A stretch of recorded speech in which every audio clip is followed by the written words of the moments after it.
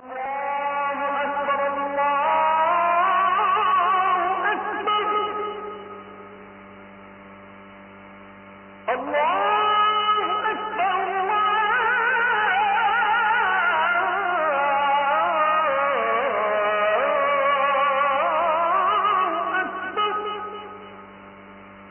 Number হচ্ছে দাওয়াকে ফলপ্রসূ করতে হলে রাসূল সাল্লাল্লাহু আলাইহি ওয়াসাল্লাম যেটা করতেন, শ্রোতাদের অনেক সময় মনোযোগ আকর্ষণের জন্য উনি অনেক ধরনের টুলস, অনেক ধরনের জিনিস তিনি ব্যবহার করতেন। যেমন একটা পদ্ধতি রাসূল সাল্লাল্লাহু আলাইহি ওয়াসাল্লামের ছিল, রাসূল সাল্লাল্লাহু আলাইহি ওয়াসাল্লাম মানুষের আকর্ষণ বৃদ্ধির জন্য মাঝে মাঝে প্রশ্ন ছুড়ে দিতেন অডিয়েন্সকে, drawing attention of the listener by throwing questions.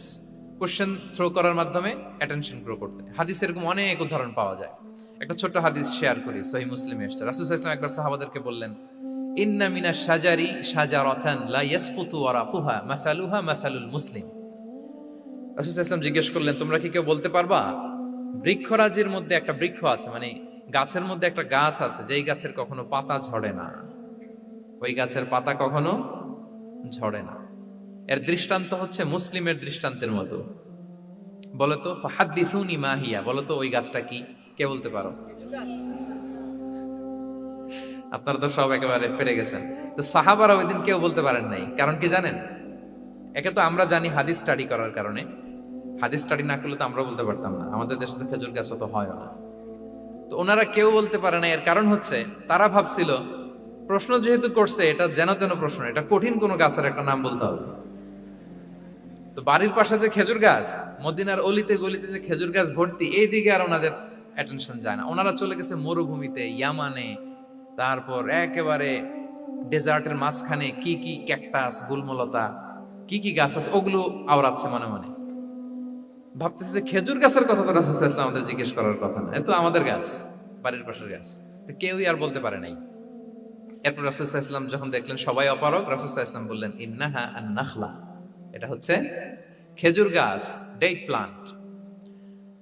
তো আব্দুল্লাহ ইবনে উমর রাদিয়াল্লাহু তাআলা আনহু বাড়িতে যাওয়ার পরে ওমরে ফারুককে তার বাবাকে বললেন যে, বাবা, আজকে যে রাসূল সাল্লাল্লাহু আলাইহি ওয়াসাল্লাম প্রশ্ন ছুড়ে দিলেন, আপনারা যে কেউ পারলেন না, উত্তরটা কিন্তু আমি পারতাম। তো ওমরে ফারুক বললেন, বলো কি তুমি পারতা? তো বললা না কেন? তুমি আজকে উত্তর দিতে পারলে তো রাসূলের সামনে আমার বুকটা এত বড় হয়ে যেত।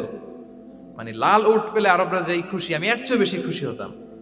তখন উনি বললেন যে, আপনি পারতেছেন না, অন্যান্য বয়স্ক সাহাবারা পারতেছে না, মুরব্বীরা কেউ যেহেতু বলে নাই, আমি বিনয়ের খাতিরে উত্তরটা দেই নাই, কিন্তু আমি জানতাম যে এটা খেজুর গাছ।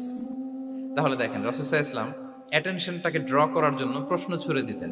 আপনারা তো মানে প্রশ্ন ছড়াই তো আপনাদের কাজ, যে কি অবস্থা, শরীরটা কেমন, পেট ঠিক আছে কিনা, ঘুম হয় কিনা, কমন প্রশ্ন না আপনাদের?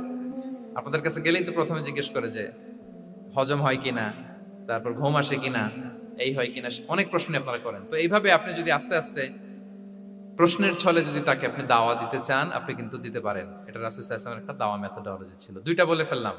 একটা হচ্ছে দাওয়ার ল্যাঙ্গুয়েজ হতে হবে অনেক শক্ত, নাকি? হ্যাঁ, নরম, সফট এন্ড মাইল্ড।